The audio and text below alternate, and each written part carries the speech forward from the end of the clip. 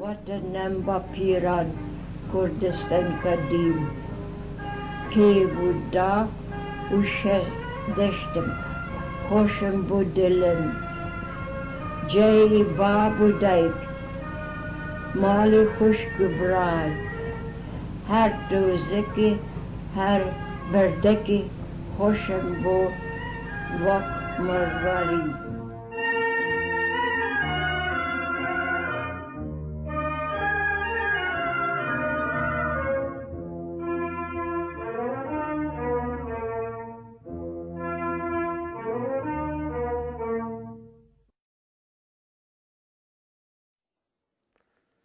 The Lutheran Orient Mission began its activities in Sabڵاغ or Sałbłag, which was later renamed as Mahabad. This is part of Kurdistan in northwestern Iran. It began activities in Sabڵaغ in 1911 and continued to be there with some periods of absence during the First World War. It continued its work until 1936 when the Iranian government under Reza Shah ordered them to leave the region and Kurdistan. The mission left some important impact on the society and culture of the region. Although in spite of this, knowledge about this mission is quite limited. Although I knew while growing up in Mahabad, I was born in 1943, we had Ms. Dal Khanum, Miss Dal, D-A-H-L, who we knew she was American. A lot of us, when we were children, we didn't know that she belonged to a mission, but the elderly knew that there was an American mission and she was working in that mission. She stayed in the mission, married a man from Mahabad and had a son, and helped the people of Mahabad during difficult times when there were no medical facilities. She was the only person with medical training, and the people of Sabڵaغ or Mahabad really appreciated her presence there. To the extent that in recent years the municipality of Mahabad decided to rename the street in which she lived after her. So this is called Kuche or Khiyaban Muzdal Khanum. So the important thing is really to find out about the history of the mission as part of the history of the region, that part of Kurdistan, and also as part of the history of missionary activities, East-West relations, relations between the two major religions, Islam and Christianity, and many other things, including the photographic record that they have kept. Many issues of their journal, which was Kurdistan Missionary, carries photographs that the members of the mission took, and they have published these photographs. They fill a vacuum in the pictorial record of the city and the region. So there are many reasons to study and do research about the mission. One aspect of it which has not been again studied is their missionary activities in the realm of religion, in terms of Christianizing the people of the region by translating biblical literature into Kurdish.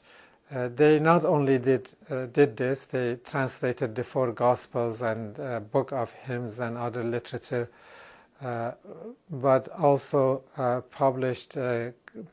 first grammar of the Mukri dialect of Kurdish. It was published in New York in 1919 under the title of Practical Kurdish Grammar. It was written by L.O. Fossum, which was the leading figure in the mission. I found out about the mission and its journal, Kurdistan Missionary, in 1972 when I went to University of Illinois to study there as a graduate student. As usual, when I go to a library, the first thing I look for is what they hold on the Kurds. And I was very surprised to see Kurdistan Missionary there because I had never heard about this magazine. And when I look at it, I was even more surprised. This was a long journey.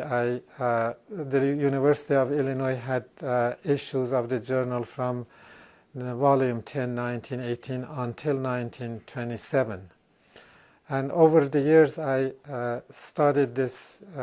magazine. I wrote a term paper for a course on history that I took in 1973, in which, based on the journal and based on some other research that I did in the Lutheran literature, like any literature that was available at the time, I reconstructed the history of the mission and wrote a term paper. But of course, later I did not continue the study of the mission itself, although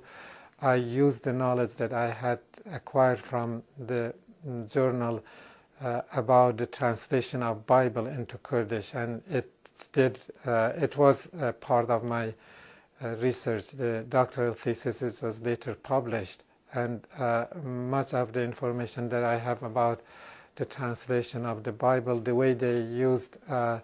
they reformed actually the alphabet, the Arabic Persian alphabet that was used for Kurdish. They introduced changes into it. Although this was not the main focus of my research, it informed my study. And of course later, I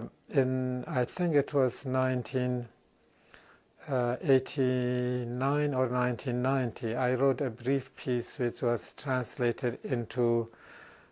Swedish and published in Kurdish Svensk journal. Then, of course, I talked to people about that. One person that got interested from the beginning was Hasan Qazi, who later worked on some of the material and wrote at least one article, I remember that, in Kurdish, based on the information in that journal. It was a look at the life history of Qazi Zada Shawqi and a number of other things. Some of the letters and correspondence related to it appeared for the first time in Kurdish. This was information that was not available anywhere else. It came mostly from the journal. And the other thing that I did the same year that I found out about this magazine, the last issues of it in 1927 carried the mail address of Augusta Gotthard. And I remember that I had heard Miss Godard when I was a child, and I thought that must be her. So I just used the telephone directory in Philadelphia. The address was in Philadelphia. I called her from Illinois, and I introduced myself in English. I said I'm coming from Sabڵاغ, and I'm a student here. And as soon as I said this, she said in Kurdish, "Bakhair be, bas sarchawm hati," and she was really surprised. I was even more surprised, of course. And then the first time I had an opportunity to go and see her a few years later, she was 91 years old and she was blind. There was a woman who was helping her. I stayed the night in her place and talked to her and asked questions and taped it, and the tape has survived, and that's probably the only record of her talk. Anyway, this is the beginning of a journey which I think I'm glad that Hasan, you continue this effort, and it will really help as I said, a number of ways. Especially it throws light on the history of Mukrian and also the history of East-West relations and Kurdistan and Western relations. So I think it's an important source for the study of history. بەڵێ ئەو میسیۆنی لوترەن کە لە شاری سابڵاغێ بوو لە ساڵی 1911 دەستی پێکرد بە چالاکی خۆی لە شاری سابڵاغێ، ئەو میسیۆنە لە ساڵی 1938 کە دەوڵەتی ڕێزاشایدی هێزێکی تەواوی لە کوردستانیدا هەبوو، ئەو زەمانی لە پێشدا نەیبوو کە دەوڵەتی ڕێزاشای نەیدەویست هیچ هێزێکی دەرەکی لەوێ بێت، چونکە بەرنامەی وەی هەبوو کە لە کوردستانیدا ئەشیرەکان و ئاغاوەت و ئەوانە هێزیوانە تێک بدا و دەویست لە هێزی ئەسکەری و زەبر و زەنگی خۆی دەکاربێنێ لە دژی بۆی کوردستانی ئارام بکاتەوە، ئەوانەی وە دەرنا. بەڵام ئەو میسیۆنە لەگەڵ ئەوەشدا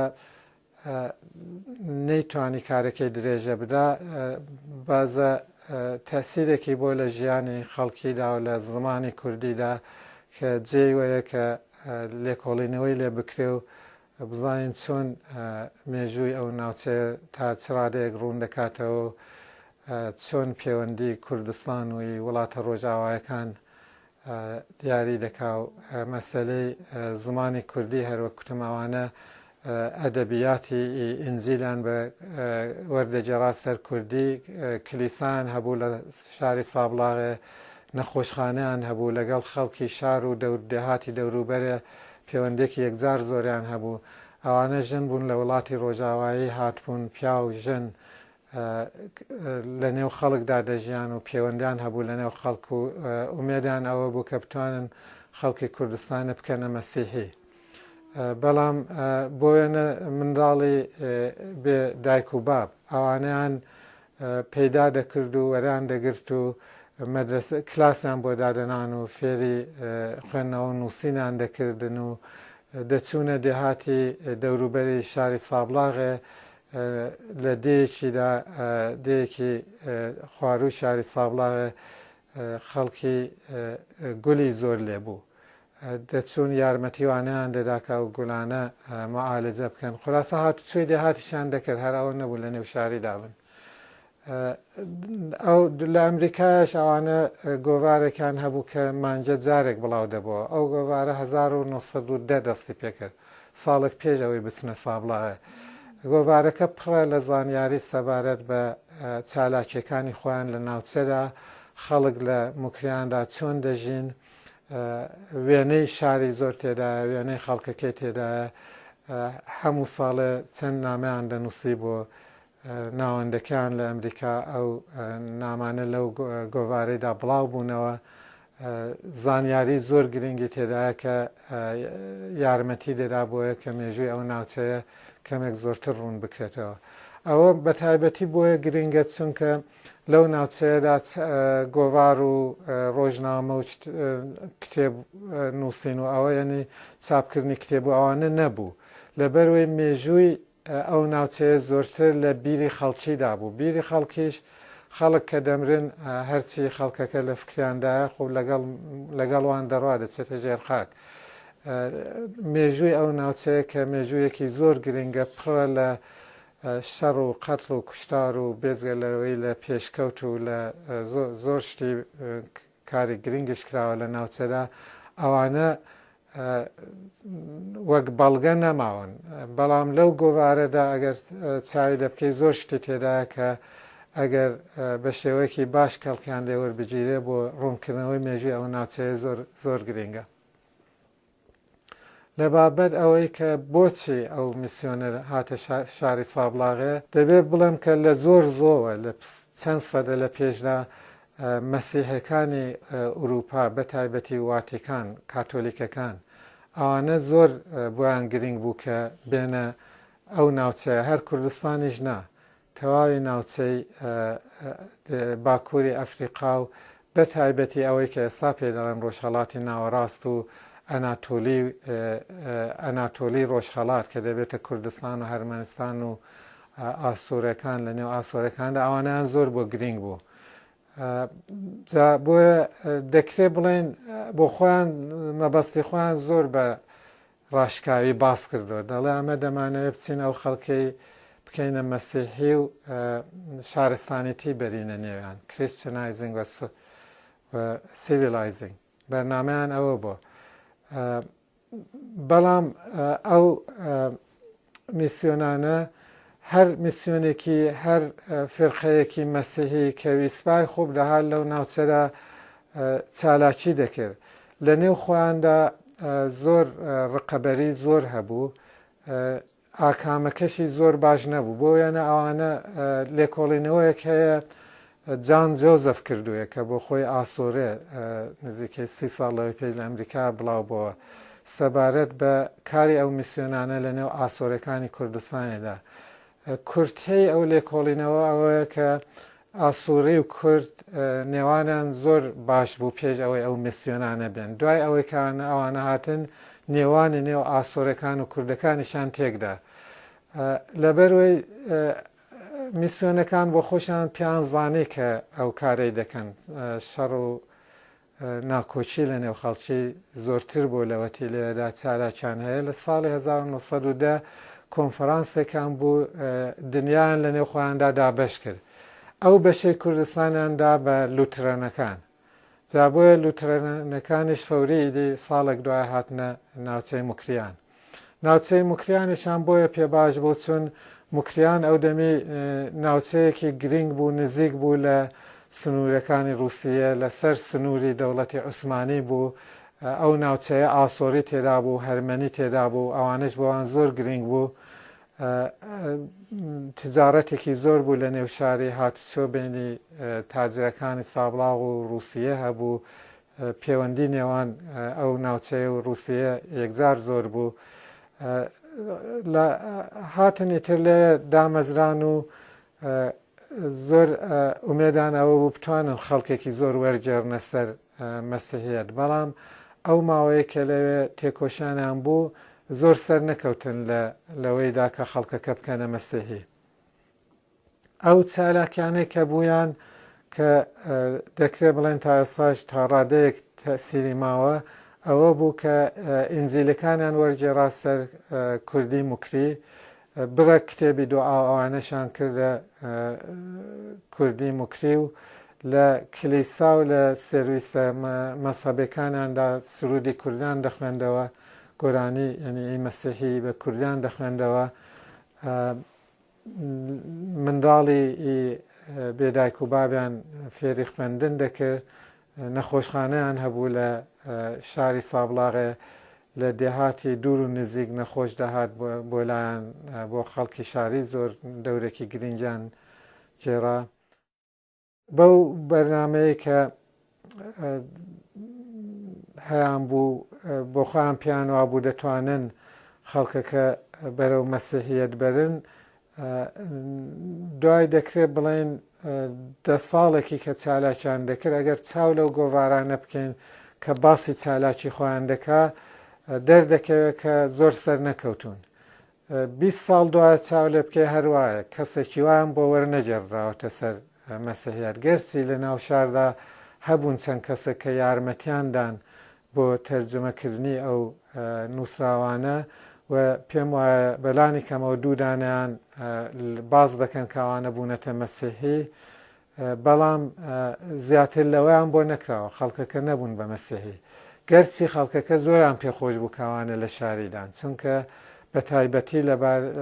نەخۆشخانەیەکی کەدایان نابوو یەکجار گرنگ بوو بۆ خەڵکەکەی چون هیچ شتێکی نەبوو غیری ئەو نەخۆشخانەیە ئەوەی کە لە گۆڤارەکاندا هەیە وێنەی تێدایە وێنەی واکە لە هیچ جێیەکی دیدانێ ئەو زانیارەی کە بڵاویان کردوێتەوە سەبارەت بە چالاکی خۆیان بەشێکی زۆری باری سیاسی و ئابووری و کولتوری خەڵکەکەشی تێدایە ئەو کاتی کە تەجربەی خۆیان لێک دەدەنەوە و دەڵێن پیان ناخۆشە کە خەڵک وەرناجێ لە دینی خۆیان لا نادەن و نابنە مەسیحی جارجارە زۆر تووڕە دەبن و قسەی زۆر ناخۆش دەکەن سەبارەت بە ئیسلامی وەک دینێکی زۆر دواکەوتوو پڕ لە خوڕافات باز دەکەن و پێیان وایە ئیسلامەکە ناهێڵە خەڵکەکە لە دین وەرگەڕێ.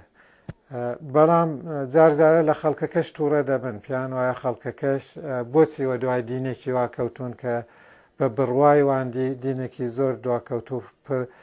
پڕ لە خوڕافاتە و دژی شارستانیەتە. زۆر جاران ئاوای باز دەکەن. تەنانەت لە گۆوارەکەشان کوردستان میشنەری لە سەرەوەی لاپەڕێ ئەووەڵ خاچێکی مەسیحی تێدایە و هەڵۆیەکی تێدایە کە ئاوا هێرش دەباتە سەر ئیسلام، دەیەوێت بە چنگی ئیسلامی بگرێ و فڕێی بدە. ئەوە لە زۆربەی شمارەکانی ئەوەی ئەمە دیومانە تا ئێستا لە ساڵی ئەوەڵەوە کە بڵاوبووتەوە تا ساڵی 1938 ئەوەی تێدا، یعنی بۆچوونێکی ئاوان هەبوو بە نسبەت خەڵکی سابڵاغێ. جا هەروەک کوتم ئەو گۆڤارانە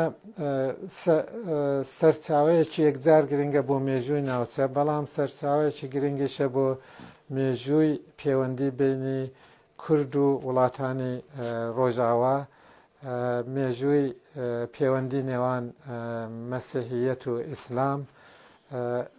مێژووی پەیوەندی بینی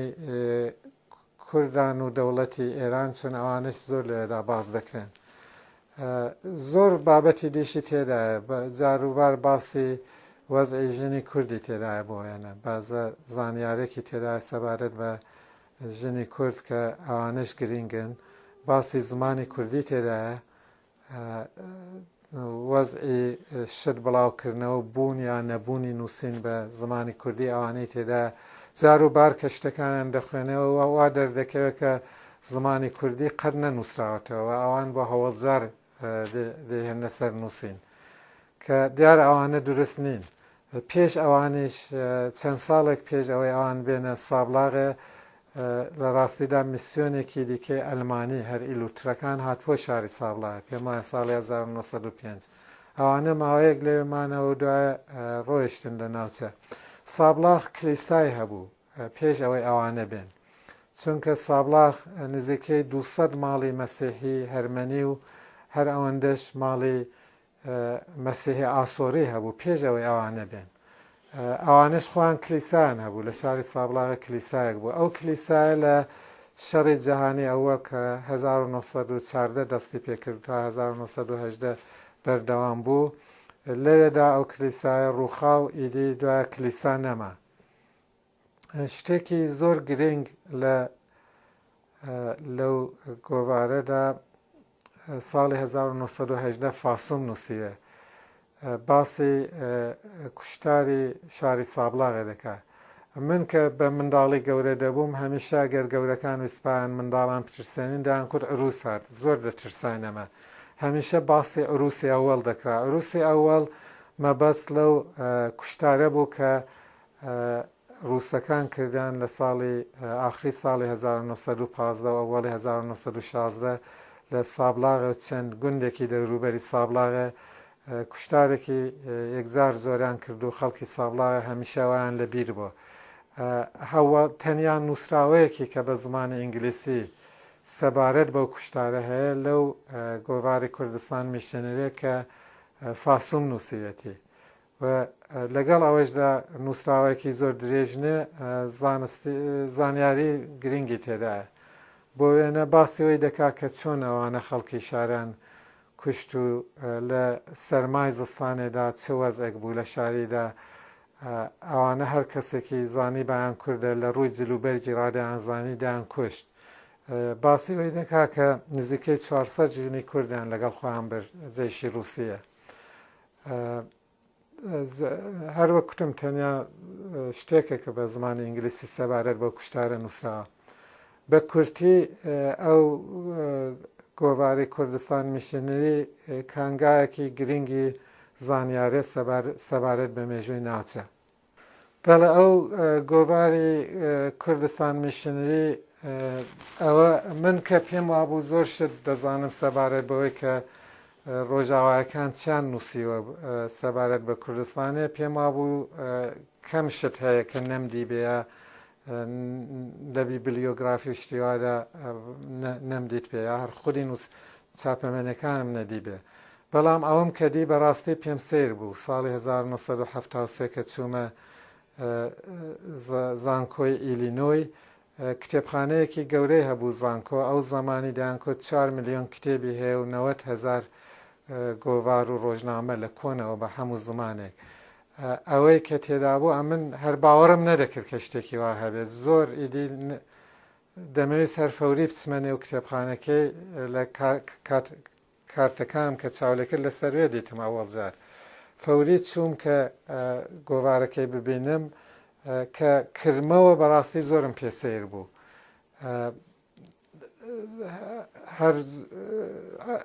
هەمووانم هەر بە پەلە چاو لێکرد ئەو وێنەکانم کە دەدی لە خۆشان شاگەشکە دەبووم چون پێش ئەوەی من بچمە ئەمریکایە بۆ ماوەی 2 ساڵان لە شاری سابڵاغێ وێنەم هەڵدەگرت سلایدم هەڵدەگرت لە خانوبەرە کۆنەکان لە خودی شاری سابڵاغێ چون هەر زووتر دەستم پێکرد بوو پرۆژەیەکی لێکۆڵینەوە سەبارەت بە مێژوی کۆمەڵایەتی و ئابووری مکریانم دەست پێکرد بوو کە دیارە شاری سابڵاغ بەشێکی مهمی بوو کە ئەوەم دی ئیدی لە خۆشان شاگەشکە بووم ئەو شتێکە دەمەویست کە وێنەی کۆنی شار ببینم و ئەو هەموو زانیارە زۆرم پێخۆش بوو پێم وایە باسی وەم کرد کە هەر ئەو دەمی لە شمارەکانی ئاخری کە کتێبخانە هەیبوو نێوی میس ئەگۆستا گوتهارتی تێدا بوو کە ئادرێسی تێدا بوو کە لە شاری فیلادلفیایە تەلەیفۆنم کرد لە تەلەفۆن دیرێکتری لە پرسیم کوتم ئەگۆستا گوتهارت هەیە لەوێ ئەوان کوتیان هەیە ئەگۆستا گوتهارت شمارەکان دامێ و تەلەیفۆنم کرد و تەلەیفۆنم لێ کردوویدی خۆم ناساند و کوتمە من خوێندکارێکم تازە هاتووم لە کوردستانێدا و لە خەڵکی شاری سابڵاغ ئەمێدی ئەویش زوو بە کوردی دەستی پێکرد و بە خێرهاتنی کردم و چەند ساڵ دوایش پێم وایە ساڵی 76 بوو یا ساڵی 77 چوون بۆ دیتنی لەوێ ئیتر کە قسەم لەگەڵکردنەوە 1 ساڵ بوو چۆر بوو ژنێک دەهات یارمەتی دەدا شەوێ من درەنگ گەیشتمێ نزیک ساعت 10 دەبوو چاوەڕوانی من بوو کە گەیشتمێ هەر ئەوەندە فرسەت دەبوو ئاوا نزیکەی سەعاتێکی پێکەوە قسەمان کرد و قسەکانم لەسەر شتێتی تۆمار کرد و ڕۆژی دوایش کە هەستاین ئەمن لێم پرسی کوتم چاپەمەنی وشتیوات هەیە دێک و زۆرم هەبوو بەڵام لە ساڵانی ڕابردوودا داومە بە خەڵکی هیچی لە لای خۆی نەما بوو ئەو دەمیشەر بڕە قسەم کرد و ئیدی دوای من ڕۆیشتم و پێم وابوو دیسان دێمەوە ببینم ئەمما ئیتر و دوای نەکەوتم و دوای ئیتر ئەو مرد کە قسەی دەکرد و شەوێ قسەکانی تەواو بوو هەستا بچێ بڕوا بنوێ ئەمن دەنجی دەستگای مسەجەلەکە هات پێم وایە چاوەڕوانی وەی نەبوو کە قسەکانیم تۆمار کرد بێ پێم کردەوە قسەکانم تۆمار کرد بوو بڕێک پێی سیر بوو یا پێی خۆش نەبوو بەڵام نەیکوردی تر وامەکە یا شریتەکەی لێ وەرنەگرتمەوە ئەوەی تر دیارە تەنیا تۆمارکردنێکی دەنگەکەیەتی کەماوە ئەو پرسیارانەی ئەو زەمانە من لێم دەکرد هەر مێژوی مێسیونەکەم زۆر بۆ مهم نەبوو هەر ئەو دەمی هێشتا پرۆژەی تازە لە وڵات ڕاهات بووم و پرۆژەکەم هەر ئەوە بوو کە وەختێکی زۆر تەرخان بکەم بۆیە مێژوی کۆمەڵایەتی و ئابووری مکریانێ زانیاری تازە پەیدا بکەم و درێژە بدەم بەو لێکۆڵینەوەیە زۆرتری ئەو پرسیارانەی لێم کردو سەبارەت بەوەیە بەڵام دیارە زۆر شتی دیشی تێدایە هەر لێدا ڕوون بەزە شتێک زانیارێک سەبارەت بە خوری مێسیونەکەشی تێدایە یا بۆ خۆی چی کردو ئەوانەی هەموو تێدایە شتێکی کاڵانەوە بیرم هاتەوە ئەو دەمی کە تەلەیفۆنم لێ کرد هەر زۆر زوو دەستی پێکرد نێوی زۆر خانمی سابڵاغی دەهێناوە کە زۆرتری بنەماڵی قازی بوون هەر دەیکرد فڵانە خانم چۆنەوە من دەم کورد ئەمن ئەوانە نازانم من ئەوانە زمانی تۆ هەبوون ئەمن بازێک نێویوانم بیستۆ بەڵام پێم وانە هیچیان ئەوانە مابن دیار بوو دوای ئەو هەموو ساڵانە هێشتا بیری زۆر باشکاری دەکرد زۆر شتی لە بیر بوو بە تایبەتی ئەو خەڵکی کە لە نزیکەوە دەیناسی و زانیاری هەبوو سەبارەت بەوانە کە لەوانەدا دیارە خانەوادەی قازی لە هەمان زۆرتر باسی خانەوادەی قازی دەکرد. ئیتر ئەوە شریتەکەی ماوە و دەبێ پێم وایە شریتەکەی بخرێتە سەر نووسین و لەگەڵ ئەو زانیاری دیکە هەیە لە گۆوارەکەدا کەڵکی لێ وەربگیرێ بۆ لێ کۆڵینەوە ساختکردنەوەی مێژووی ناوچە. گرنگی چی هەیە بۆ بۆچی ینی پسانێکێ لە مەسەن لە مێژووی کە لەسەر ناوچەی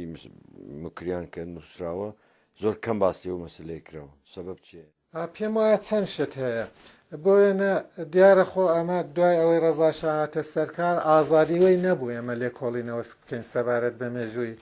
ناوچە. ئەمن بۆ خۆم کە حەولمدا ساڵی 1963 دەستم پێکرد بەڕاستی زۆر زەحمەت بوو لێ کۆڵینەوەی مەیدانی مێژووی مکریان. ئەمن هەر چۆنێکی بێ دەستم پێکرد لە بابم یارمەتی وەردەگرت کە خەڵکی زۆرتر دەناسیەوە. من ئینسانێکی گەنج بووم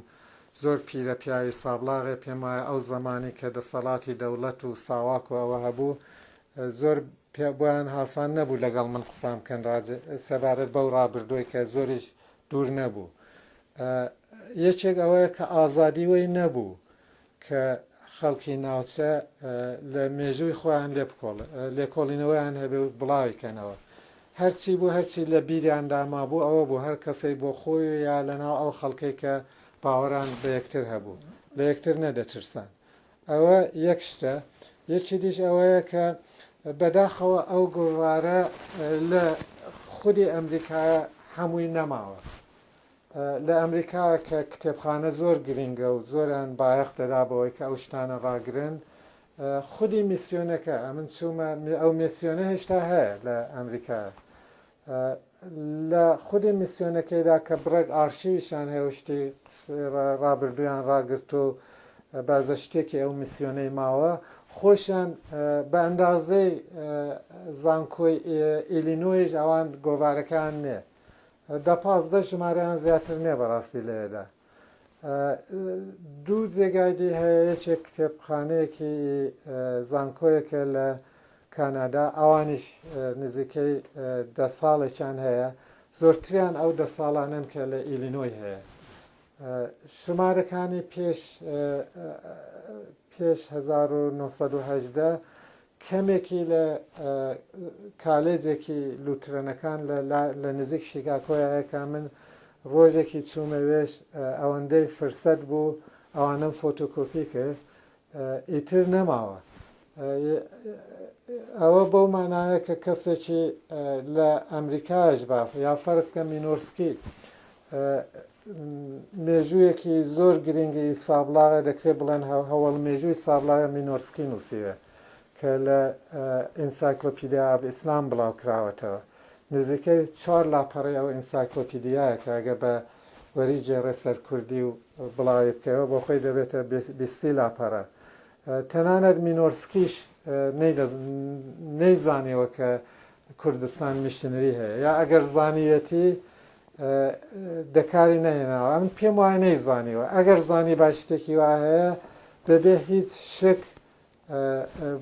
باسی دەکرد دەیکۆ شتێکی وا هەیە. لە هیچ جەیەکی دیشدا ئەمن هەرچی بیبلیۆگرافی کوردستانی هەیە سەبارەت بە کوردستان کۆن و تازە هەرچی چاوم لێ کردو هیچیان کوردستان میشنریان تێدانێ کەوابێ یعنی شتێکی ئاوە گرنگ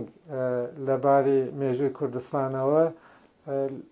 ئەوەڵەن بە تەواوی نەماوە لە وڵاتێکی وەک ئەمریکا کە شەڕێکی واشی تێدا نەبوو ئاسان شەڕی لێ نەبووە و زمانی کە ئەو گۆڤارە بڵاو بۆتەوە وەک ئوروپایش نێ بڵێ لە شەڕی جەهانی ئەووەڵ و دووەمدا زۆرشی دوێران بوو لە ئوروپایە. لە ئەمریکایە کە لەو زمانیدا کە ئەو گۆڤارە بڵاو بۆتەوە هیچ شەڕێکی ناوخۆیی وا نەبوو یا شەڕی دەرەکی نەبووە لەوێش ئەو گۆڤارە تەواوی وەدەست ناکەوێت. پێم ئەوە هۆیەکانێتی کە بۆچی کەس نەیزانیوە شتێکی وا هەیە. بەڵام مەسەلەوە ئێستا کە خۆب دیارە ئەوە شتێکی وا هەیە هێشتا لێکۆڵینەوە سەبارەت بە مێژووی کوردستانێ زۆر کەم دەکرێت لەو ساڵانی ڕابردوو 20 ساڵی ڕابردوودا زۆرتر کراوە چەندین کتێب نووسراوە لە کوردستانی ڕۆژهەڵات سەبارەت بە مێژووی مکریان ئەوان دیارە ئەوانیش ئەوان لەبەردەستان نەبووە